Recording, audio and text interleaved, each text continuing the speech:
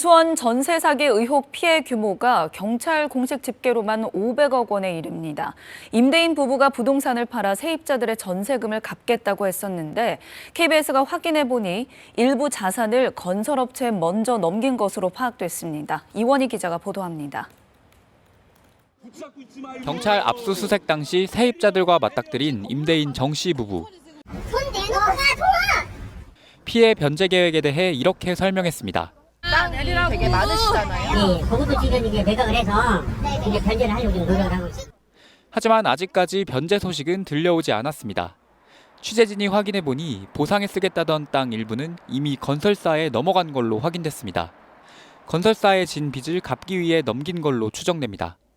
경기도 평택의 990제곱미터 땅은 은행에 잡힌 근저당 18억 원을 포함해 22억 원에 지난달 채권자인 A건설에 넘겼습니다. 매매라기보다는 빚을 갚기 위한 거로 보이는데 이렇게 명의를 넘기면 임차인들 갚을 보증금은 줄어드는 거죠.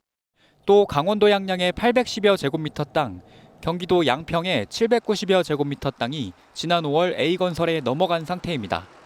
정 씨 부부가 전세금 반환을 못하기 시작한 직후였습니다.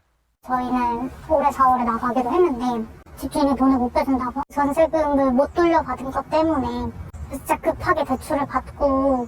A건설은 정 씨 부부가 소유한 오피스텔 시공 등을 맡았던 업체입니다. 평택에 있는 땅을 씨한테 팔았더라고요. 현재 경찰에 접수된 전세 사기 피해자들의 고소장은 340건, 피해 규모는 500억 원으로 집계됐습니다. 채무 초과 상태에 있는 채무자가 특정 채권자에게 주요 재산인 부동산을 넘겨주는 것은 다른 임차인들과 관계에서는 사해행위에 해당하는 것입니다. 경찰은 어제 정 씨 부부와 공인중개사 업무를 맡았던 아들을 피의자 신분으로 두 번째 소환 조사했습니다. 경찰은 조만간 이들에 대한 신병 처리 여부를 결정할 방침입니다. KBS 뉴스 이원입니다.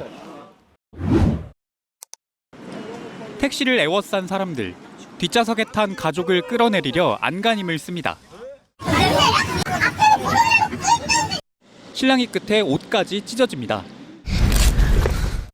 택시에 탄 건 수원 지역 임대업자 정모 씨 가족. 압수수색 참관을 위해 자택에 갔다가 세입자들과 마주친 겁니다. 왜 피해자들 전화는 안 받았어요? 전화가 사실은 너무 많이 와가지고 불가항력이 있는 경우도 좀 있었습니다.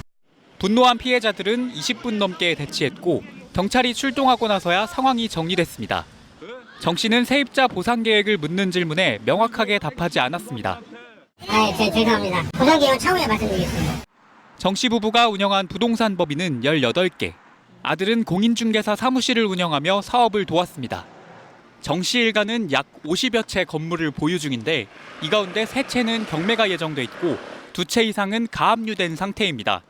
또 30여 채에는 600억 원대의 근저당이 잡혀 있습니다. 압류가 앞으로 더 들어올 수도 있어요. 점점 어려워진다고 봐야죠. 돈 받을 사람이 더 많아지니까. 복잡한 권리관계 때문에 보증금을 돌려받지 못할까 봐 세입자들은 속이 타들어갑니다. 저희 아버지 목숨값이다 보니까 사망보험금이라서 최대한 아낄 수 있는 방법으로 전세를 들어갔는데 희망도 없이 뭘 할 수 있는지도 모르겠고. 경찰은 어제 정 씨 일가에 대해 피의자 조사도 진행했는데 보증금을 돌려줄 여력이 없는데도 임대 계약을 맺은 건지 이른바 무자본갭 투자로 사업 규모를 불린 건지 집중 조사한 걸로 전해졌습니다. 경찰은 이들 부부가 전화번호 끝자리 2400번을 사용했던 2400 전세 사기 조직과 연루됐다는 의혹에 대해서도 사실관계를 확인하고 있습니다. KBS 뉴스 이원입니다.